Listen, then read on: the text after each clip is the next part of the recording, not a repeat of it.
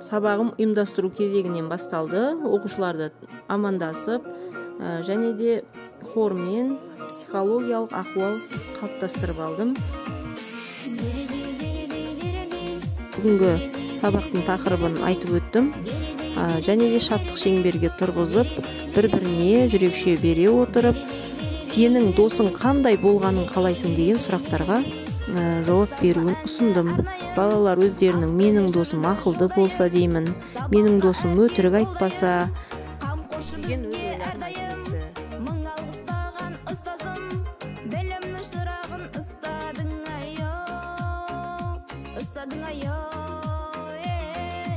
Оқумен жазуды үйреткен, төзімді жансыз сіздеткен, тарыдай болған оқушың, таудай болып ежеткен, өмірдің орнымды табамын, алғысты сізге айтамын айо, айтамын айо.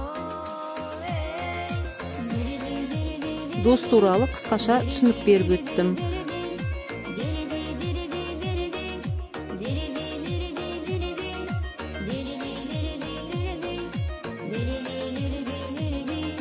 Тақырыпты ашу сұрақтарына көштім. Бұл жерде тақтадағы ұяшықтардың астындағы сұрақтарға балалар өздері таңдап, сұрақтарға жауап беріп өтті.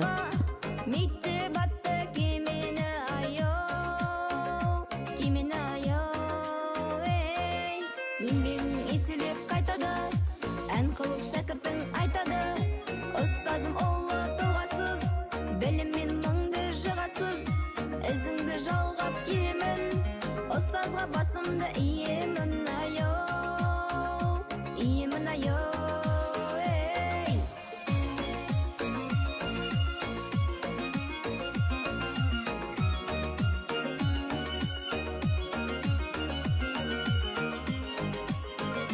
Тақырыпты аша түсу үшін екі дос бейне ролигін көрсеттім. Бұл жерде оқушылар екі достың шынайы, адал екенін, досы үшін жанын беруге дайын екенін, және де адал досы бар адамдарға жауда тимейтінін көріп, оқушылардың бойында адамгершілік, шыншылдық қасиеттері оянды.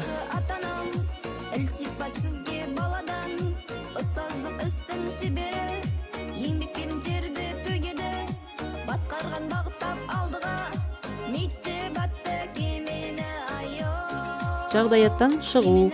Бұл жерде 3 топқа 3 тапсырма берілді. Жағдаяттан шығуға балалар топ арасында ақылдасып, өзара ортаға салып, сол жағдаяттан шығу жолдарын айтып, оқушыларға түсіндіріп кетті.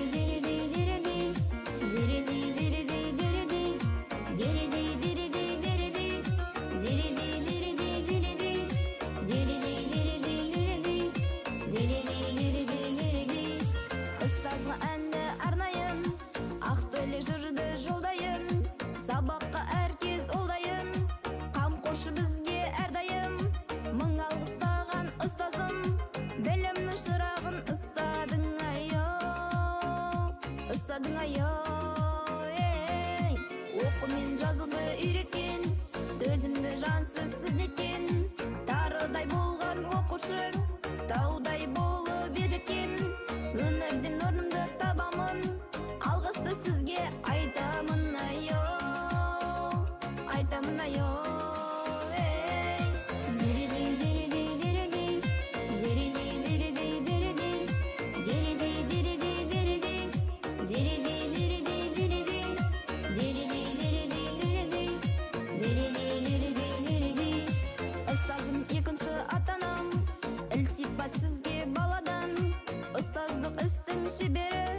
Хат-қошын әдісі. Бұл жерде балалар алыстан келген достарының хатына жауап беріп, достарына көмек көрсетті.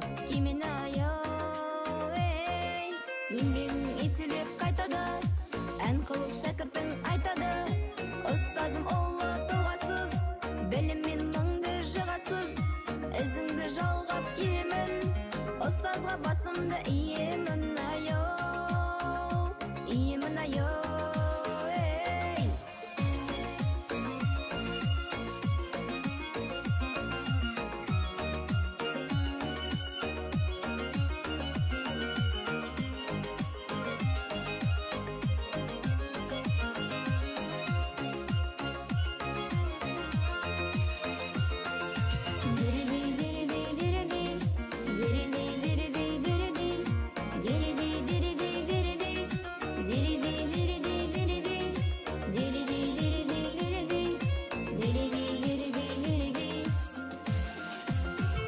Ұстазым екінші атанам, ілтипат сізге баладан. Ұстаздық істің шебері, еңбекпен терді төгеді.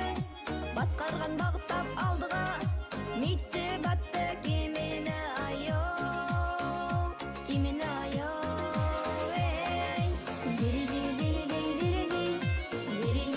Ойлантап айдары бұл жерде дос туралы мақал мәтел берілген, түсіп қалған сөздерді тауып, мақалдың мағынасын ашып айтты.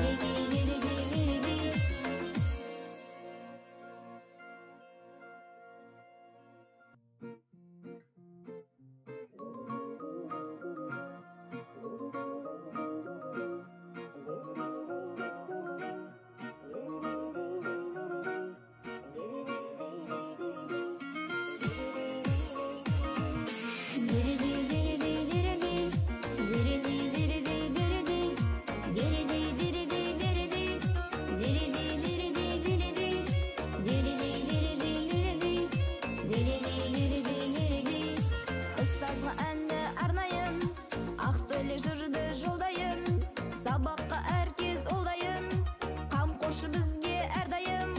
Мың алғыс саған ұстазым, білімнің шырағын ұстадың айоо, ұстадың айоо. Оқу мен жазуды үйреткен, төзімді жансыз сіздеткен, тарыдай болған оқушың, таудай болып ержеткен. Өмірден орнымды табамын, алғысты сізге айтамын айоо, айтамын айоо. Шығармашылық жұмыста 3 топқа 3 түрлі тапсырма берілді. Бірінші топқа мінездеме беру. Бұл жерде 5 саусақты қолғап беріледі. Сол өздері қалаған оқушының атын жазып, сол оқушыға әр саусаққа сол балаға мінездеме жазады. Тірек сөздері дайын, сол тірек сөздерден сол балаға мінездемені дәл тауып, өздері жаңағы оқушылардың жақсы қасиеттерін атап өтті. Екінші топқа сиқырлы орындық тапсырмасы берілді. Ол жерде орындыққа бір оқушыны, өздерінің арасынан бір оқушыны отырғызды, және де сол оқушыға сол оқушының жақсы мінездерін ұтымды айтып өтті. Үшінші топқа нағыз дос атты тапсырма берілді. Бұл жерде алма ағашы берілген, және де гүлдерге тірек сөздер жазылған. Сол гүлдердің ішінен нағыз досқа тән қасиеттерді алма ағашына жапсырады. Оқушылар өздерінің достарына деген сүйіспеншілігін дене мүшесі арқылы көрсетті.